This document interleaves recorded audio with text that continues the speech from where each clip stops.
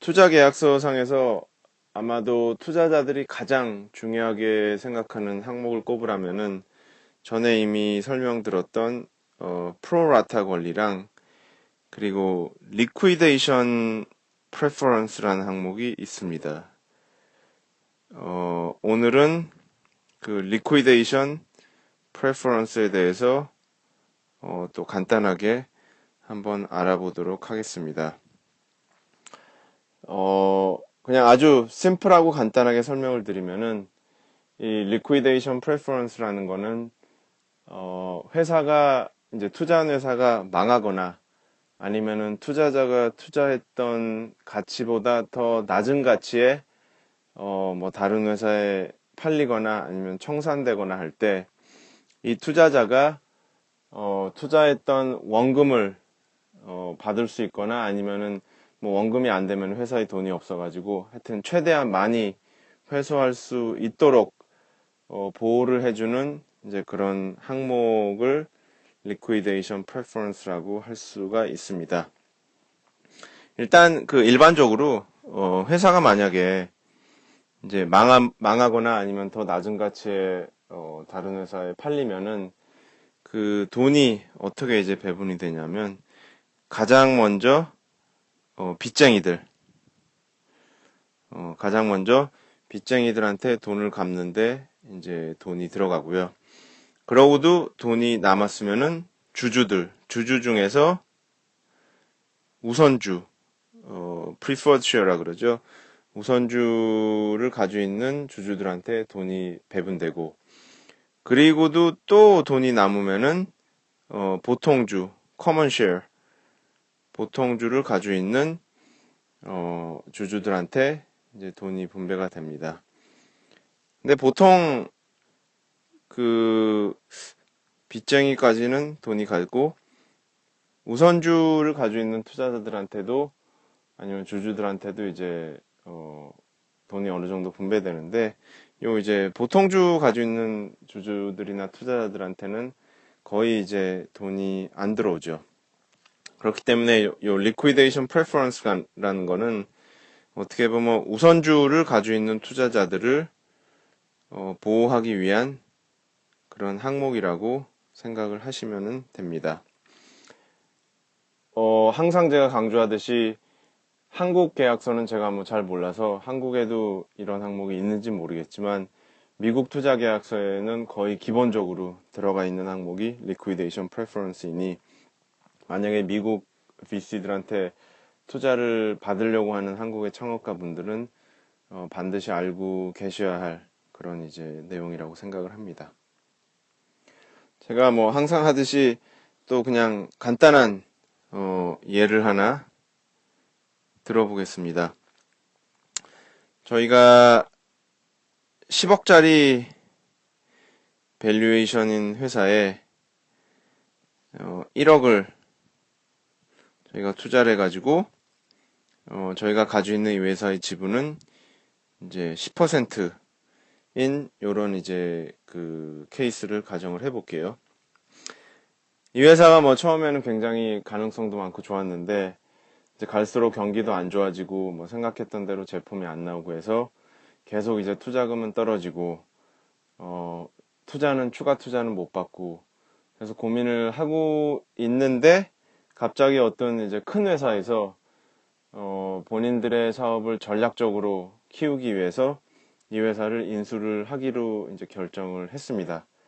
근데 그 인수 가격은 우리가 투자했던 이 10억 가치가 아니고 5억의 인수 가격에 이제 회사를 인수하겠다고 제안을 했고 창업가들은 뭐 본인이 비즈니스를 하고 있으니까 앞으로 그냥 계속 저 회사한테 인수를 안 당하고 비즈니스를 하면은 그냥 회사가 망할지도 모르니까 이런 경우 웬만하면 뭐 5억 원의 회사를 이제 팔겠다라고 동의를 이제 하는 경우가 대부분이죠. 그리고 투자자들도 웬만하면은 이런 상황을 가지고 창업가들과 싸우지 말고 이들의 결정을 존중을 하고 어차피 같은 배를 탔으니까 창업가들이 하자는 의견을 최대한 존중을 하는 게 저는 좋다고 뭐 투자자로서 그렇게 생각을 합니다. 하지만 문제는 이 인수가격이 만약에 5억이면은 이 회사의 10%를 보유하고 있는 저희가 이제 받게 되는 금액은 처음에 투자했던 1억이 아니라 이제 5천만 원 밖에 되지 않겠죠.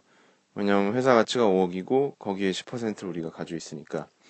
자, 이런 경우에 투자자들이 원래 투자했던 원금을 다시 돌려 받을 수 있거나 아니면은 어쨌든 간 최대한 많이 받을 수 있도록 보호를 하는 그런 항목이 이 liquidation preference라고 할 수 있습니다. 보통 몇 가지 종류가 있어요. 주로 이제 liquidation preference에도 뭐 투자자한테 가장 유리한 게 있고 창업가들한테 가장 유리한 게 있고 뭐 여러 가지 이제 하이브리드 형태가 최근에 들어서 또 몇 개 이제 생기고 있는데 일단 뭐 가장 그 기본적인 liquidation preference는 그 1X liquidation preference입니다. 이게 무슨 말이냐면 회사가 망했을 때 투자자는 자기가 투자한 금액을 그냥 본전을 다 받는다. 그래서 1X 그 투자 금액 곱하기 1 이란 뜻에서 1X고요. 만약에 이게 2X다 그러면은 투자 금액 곱하기 2의 뭐 금액을 돌려받는다. 뭐 그런 항목입니다. 그래서 그 왼쪽에 이제 앞서 들었던 예를 두고 보면은 회사가 5억 원에 팔렸고 그리고 원래 우리가 지분을 10%밖에 10% 가지고 있기 때문에 뭐 그 공식대로 하면은 5천만 원을 돌려받게 되는 거지만 우리가 이 1X liquidation preference가 있기 때문에 5억 원에 회사가 팔리면은 여기서 우리는 투자 금액인 1억을 받게 되는 거고 그러면 남은 4억 원을 가지고 이제 창업자들이나 아니면은 창업자들은 보통 보통주를 가지고 있으니까 어쨌든 간에 다른 이제 우선주를 가지고 있는 투자자들한테 이제 돈이 이제 다시 배분되고 그리고 이제 다시 보통주들 가지고 있는 돈이 남아 있으면 투자자한테 가게 되는 그런 경우입니다. 그 창업가들이 알고 있으면은 좀 좋은 게요. 가끔가다 뭐 2x liquidation preference를 요청을 하는 이 투자자들도 있는데 저는 웬만하면 이런 거는 좀 굉장히 반대를 해요. 왜냐하면은 같은 사례를 두고 봤을 때 2x liquidation preference라는 말은 투자자들이 1억을 투자했는데 이거의 2배를 즉 2억을 이제 받아가야 된다는 말이거든요. 그러면은 만약에 회사가 5억에 팔렸으면은 여기서 이 투자자가 2억을 가져가고 그러면은 이제 남은 돈이 3억밖에 없다는 얘기입니다. 이거를 지분율로 표시하면은 원래 1억을 투자해서 10%를 가지고 있던 투자자가 2x liquidation preference를 계약서에 박아놓음으로써 인해서 회사가 만약에 5억에 팔려서 2억을 가져가게 되면은 이 10% 가지고 있던 투자자들의 지분이 갑자기 40%가 된다는 말이거든요. 왜냐하면 2억을 이제 5억에서 가져갔으니까 이렇게 되면 이제 40%가 되겠죠. 제 주위의 투자자들은 간단하게 그냥 1X, 1X liquidation preference를 그냥 다 기본적으로 계약서에 집어넣는데 간혹 가다가 2X, 심지어는 3X liquidation preference까지 집어넣는 그런 이제 그 아주 나쁜 투자자가 있기 때문에 이런 투자자들은 좀 창업가들이 상당히 조심을 해야 되고 그 미국 창투사에서 투자를 받을 때 영문 계약서를 검토하실 때 이런 부분을 조금 조심스럽게 이렇게 봐야 한다고 저는 개인적으로 생각을 합니다.